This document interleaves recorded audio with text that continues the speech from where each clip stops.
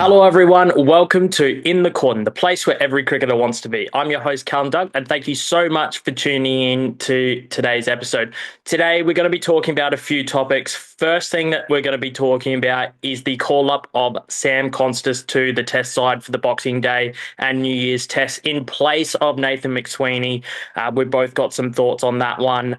Then we're going to be talking about the retirement of Ravi Ashwin. What a servant he's been for Indian cricket, and we'll certainly be sad to see him go. And then we'll be talking about a very disappointing rain-affected Test match at the GABBA, which had some promise, but due to the weather across the pretty much the entire 5 days, we weren't able to get a result.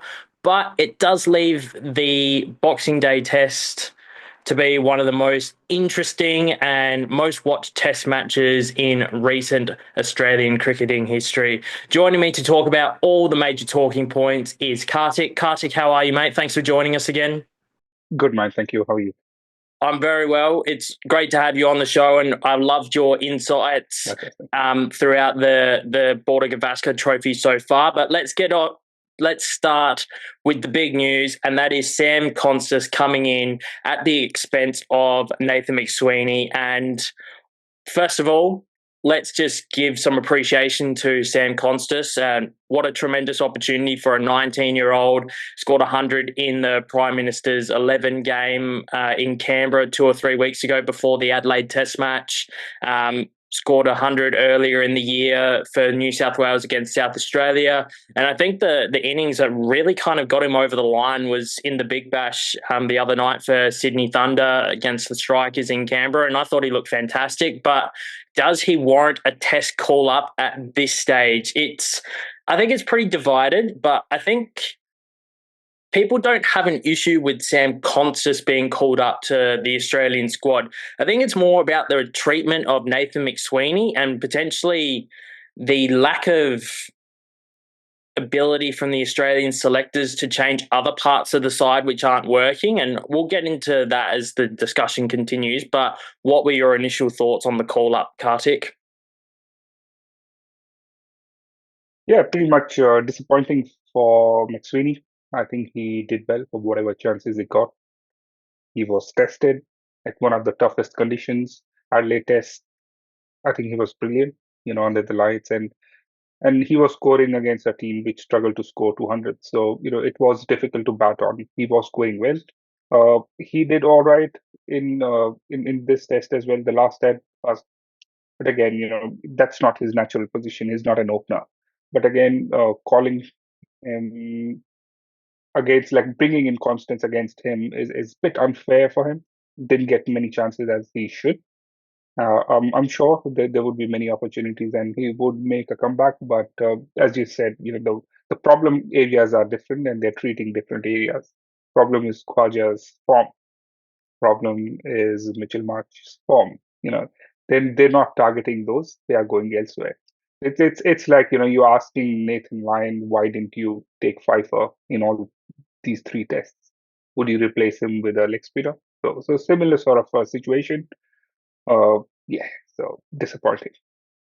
Yeah, I think as you've alluded to, McSweeney's had to bat out of his natural position. He's normally a number 3, number 4, number 5 batsman. And as you said, like Khawaja's just turned 38. And I think the only reason that they haven't dropped Khawaja in this scenario is because he wants his farewell tour to be the Ashes next year.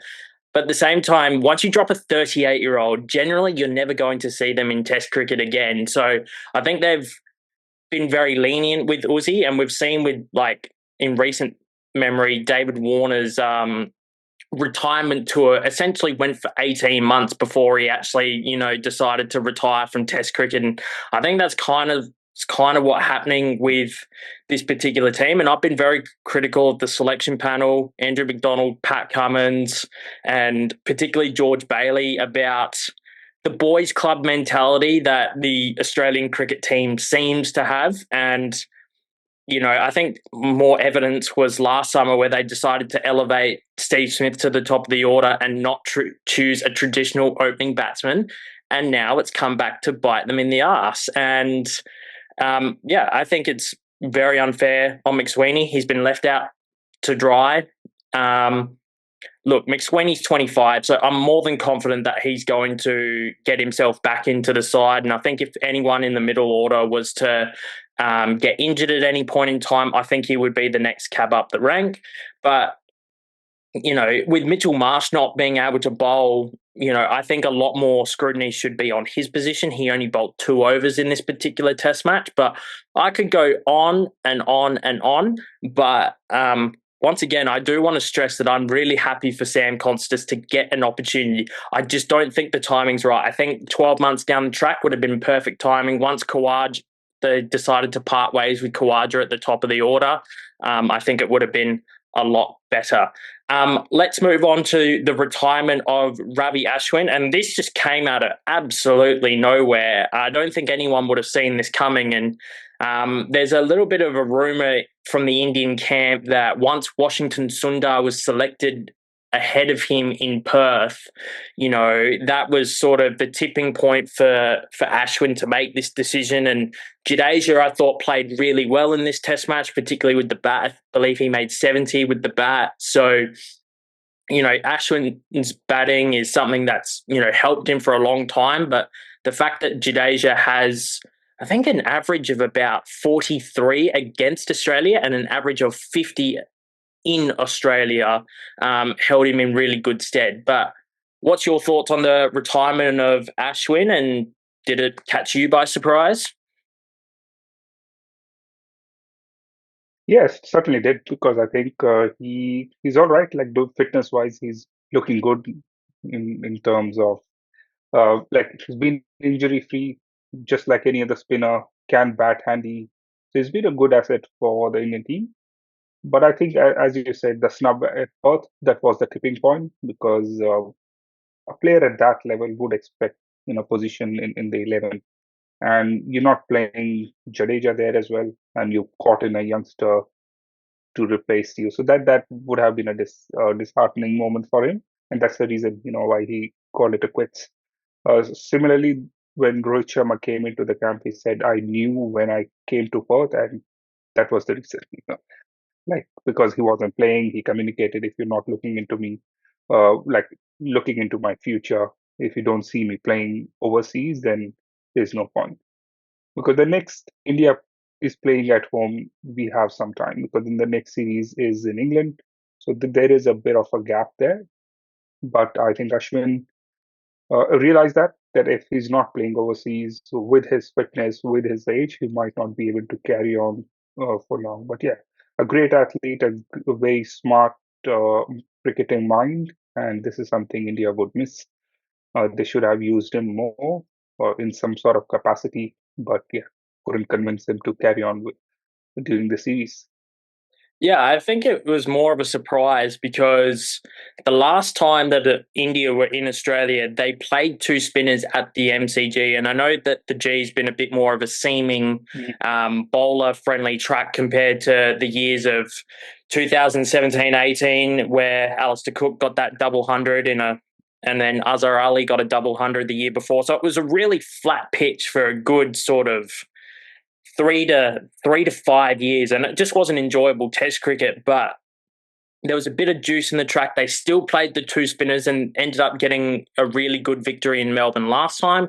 Sydney, SCG, traditionally a spinner-friendly track. Whether they were going to play 2 spinners, I believe they played 2 spinners last time in Melbourne, and also the time before that where they won in 2018. Well, they didn't win the game in 2018-19 in Sydney, but they would have if it hadn't been rain affected. They had Kuldeep and Jadeja in that particular test match because Ashwin left the tour early. So, yeah, I was surprised that he called it quits, considering he would have been a realistic chance to play the next 2 test matches, particularly the one in Sydney. But, yeah, over 500, what was it, 537 test wickets? 537, yeah, 537. Yeah, 537 test wickets, 6 test hundreds as well, over 750 wickets across all formats in international cricket. So he's been an absolute superstar.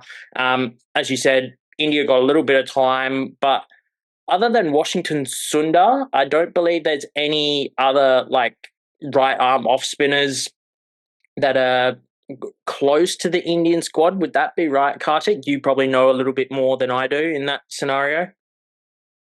Yeah, they've kept someone called Jayant Yadav in the team for a few years, but again, didn't give him those opportunities because of Ashwin being a regular offie.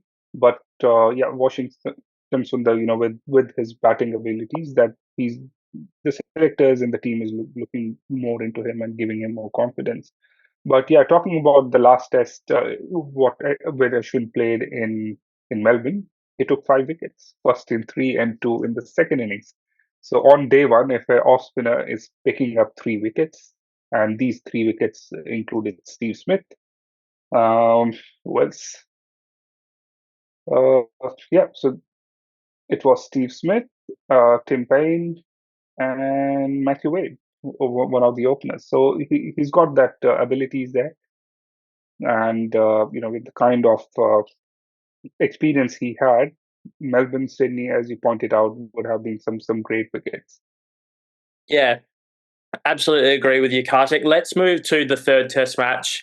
Our short review of the third test match, and very disappointing with the rain. And once again, like, people can talk about the scheduling, and I love Brisbane being the first test of the summer. Something just seems right about it. I know they want to get more people going to the test cricket in Perth, and I understand why they're doing the whole West Test thing, but you generally know the weather is going to be a lot better at the start of the summer, and you know it's going to rain in Sydney. So potentially 2 out of the 5 test matches now are going to be completely rain affected. Who knows what we're going to get in Sydney?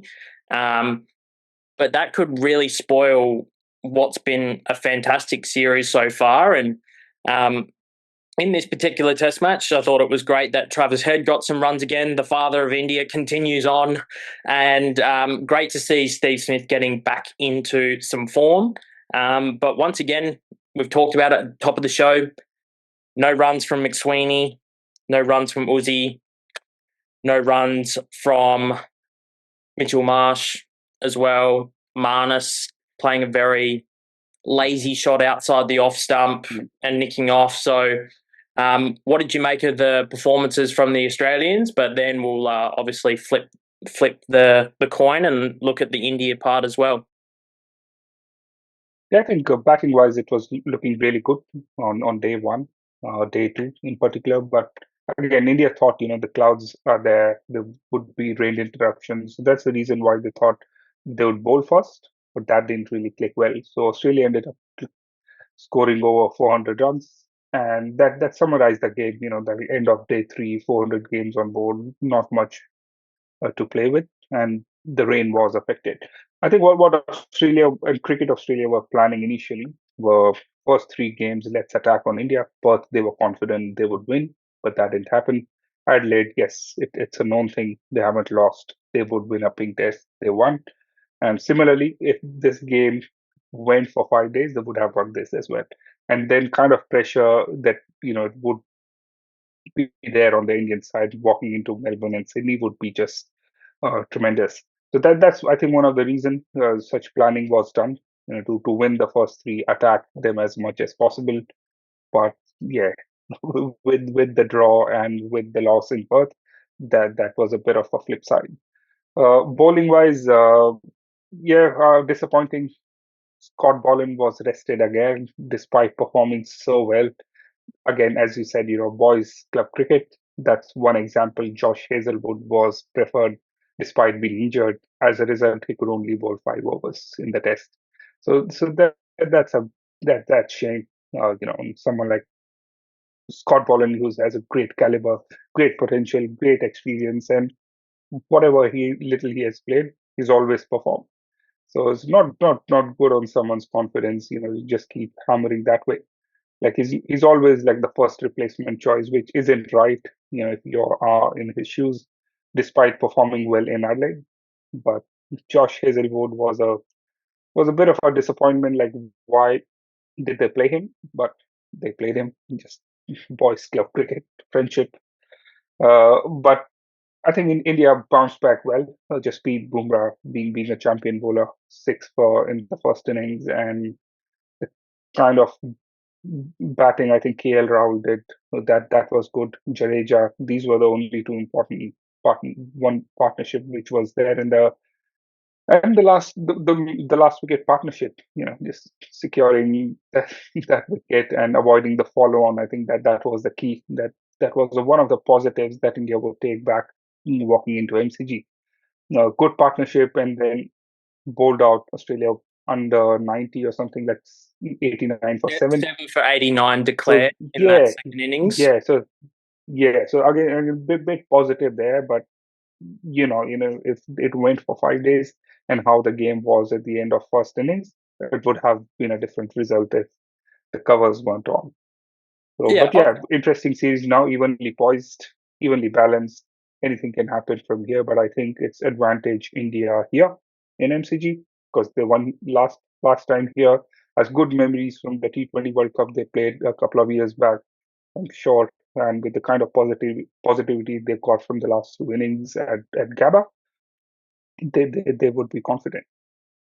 Yeah, obviously it was really disappointing what happened with Josh Hazlewood, and I think it was like he was had the side injury that he picked up in Perth, and that's why he didn't play in Adelaide. And this calf injury kind of came out of nowhere, according to the media releases from Cricket Australia. So, yeah, obviously really disappointing for him not to be able to play at full fitness, but it does leave the door open for Scotty Boland to return for Boxing Day in front of his home crowd. So I think, it look, I'm not saying it's worked out well, but it's worked out as well as possible for Scotty Boland to come back to the G.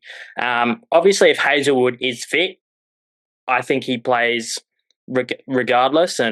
But Cricket Australia do need to manage him really closely, particularly with 5 Test matches against England next summer. There's a tour of Sri Lanka afterwards. I wouldn't even bother taking Hazlewood to Sri Lanka. He's not going to play.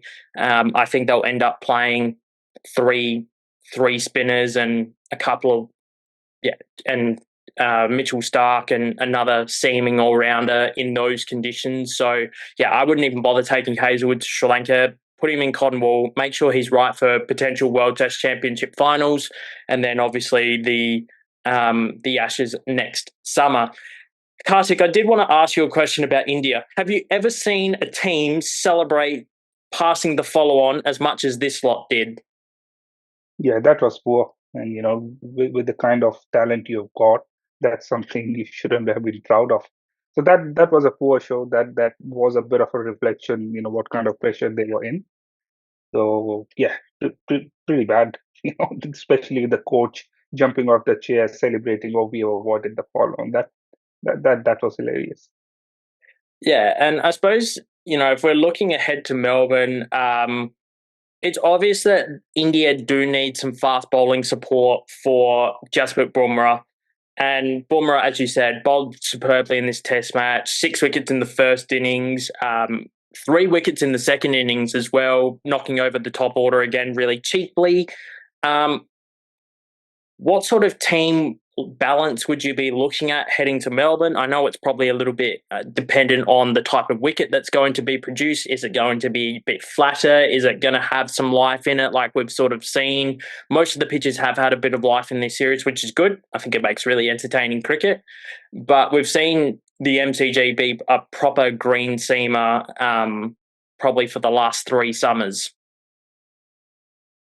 Yeah, I think India would stick to the same side. Jadeja bowled well, and Akashdeep, whatever little he could contribute, he did.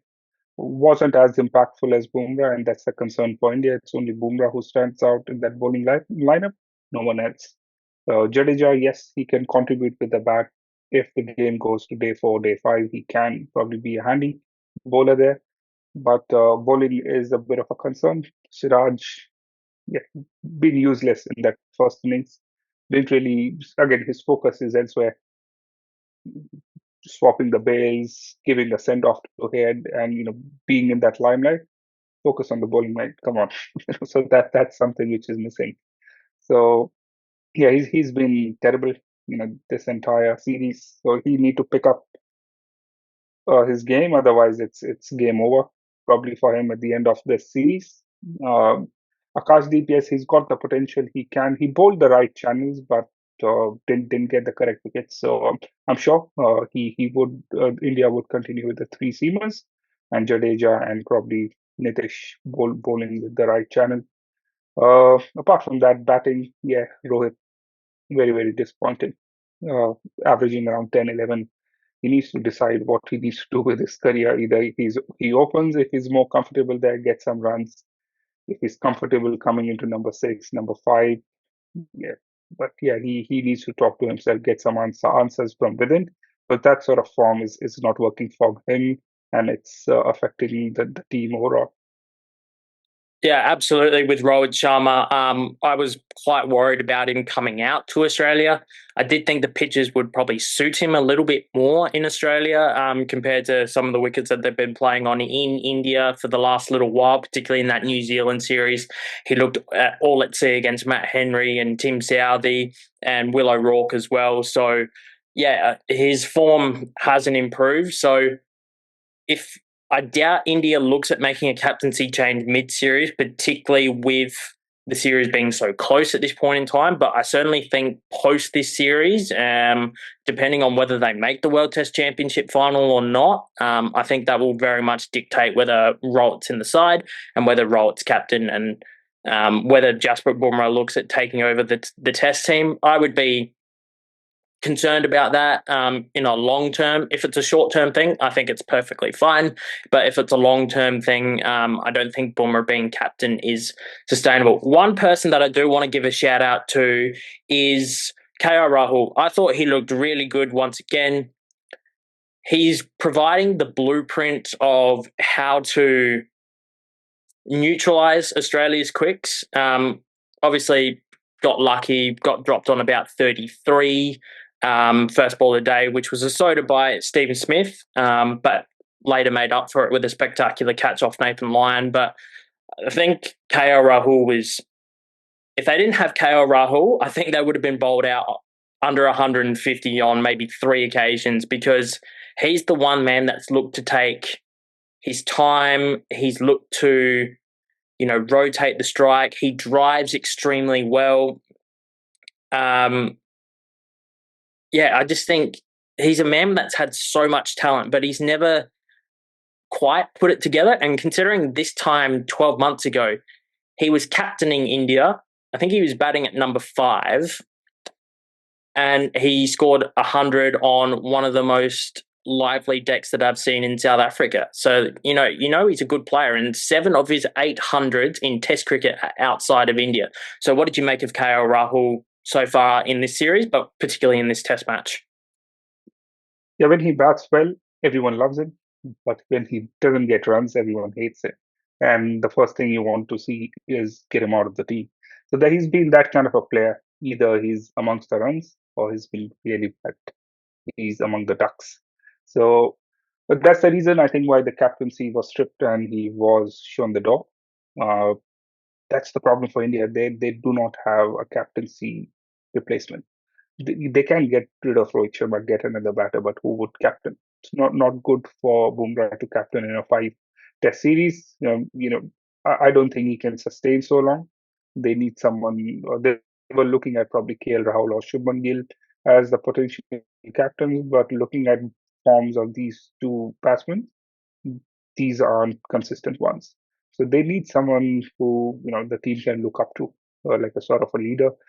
First obvious choice was Virat Kohli, but then he stepped away from captaincy. So Rohit Sharma came in, wasn't a Test favorite, wasn't a Test great, came into the side, captained, and yeah. So he unfortunately India is stuck with it.